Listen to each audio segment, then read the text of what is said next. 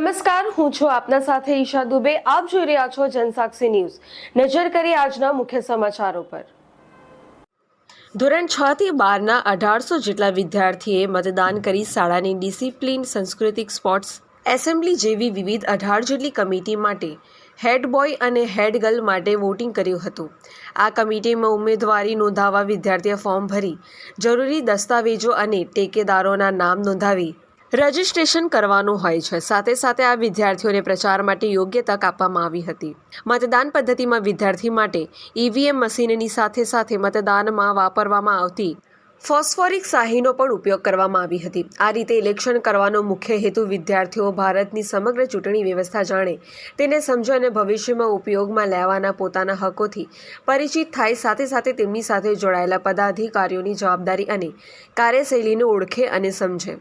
અમારી ટીમનું નામ શાઇન વિથ રેડિયન્ટ છે. મારું નામ ડાભી શક્તિસિંહ છે. હેડગર્લનું નામ પટેલ ઋત્વી છે. અમે શાળાની પ્રગતિમાં ભાગ દેવા અને પોતાનો આત્મવિશ્વાસ વધારવા હેડબોયની ઉમેદવારીમાં નામ નોંધાવેલ છે.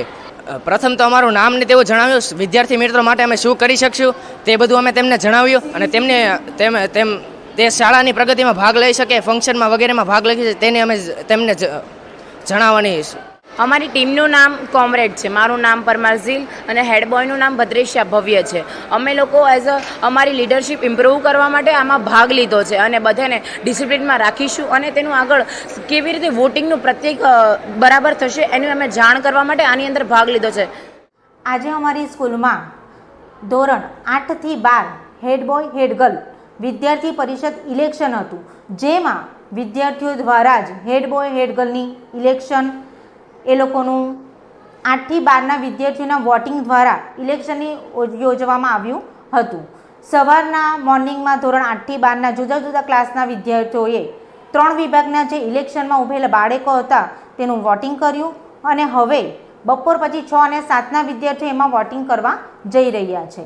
આ વોટિંગનો મુખ્ય ઉદ્દેશ એ હતો કે વિદ્યાર્થીઓ લોકશાહી તંત્ર કઈ રીતે છે એ સમજે અને વિદ્યાર્થીઓ 18 વર્ષ પછી કઈ રીતે વોટિંગ કરવાનું હોય છે એનો મુખ્ય ઉદ્દેશ સમજી શકે તે માટેનું હતું.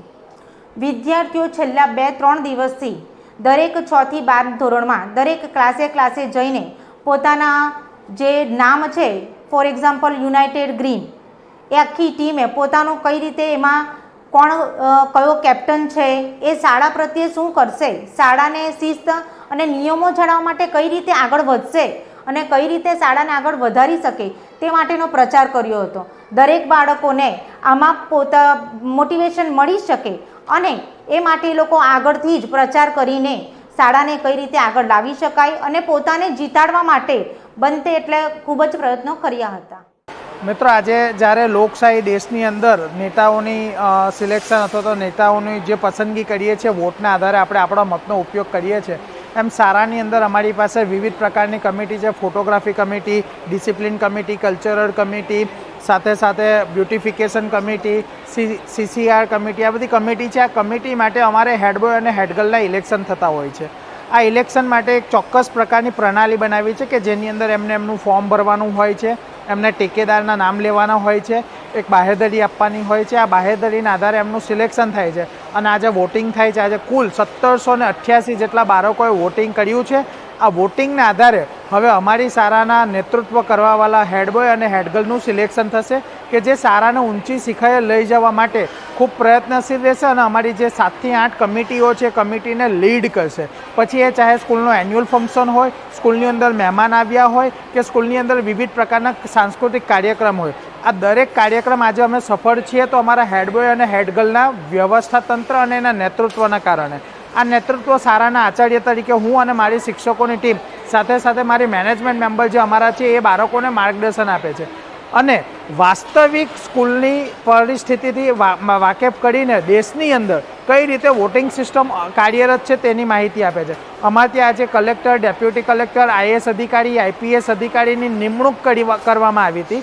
આ લોકોનું કામ હતું વોટિંગ બૂથ સુધી વ્યવસ્થા જાળવવાનું, બેલેટ પેપરથી જેનું સિલેક્શન કે વોટિંગ થયું છે કે એ લોકોએ વોટ આપ્યા છે એની માહિતી ભેગી કરવાની, ડિજિટલાઇઝેશનથી જેને EVM મશીનમાં વોટ આપ્યા છે એનું કરેક્શન જોવાનું, દરેક પ્રકારના પત્રકો છે મેં પણ વોટ આપ્યો છે અને મેં પણ આ રીતે જે ઇંક આવે છે બાળકોને ઇંક તો નાના બાળકો જે અમારી સ્કૂલના બાળકો હતા એ માત્ર ને માત્ર ઇલેક્શન નહીં પણ ઇલેક્શનની સમગ્ર પદ્ધતિથી વાકેફ થયા છે અને અમારું કામ એ જ હતું કે બાળકો દેશના અર્થતંત્ર અને લોકતંત્રથી વાકેફ થાય.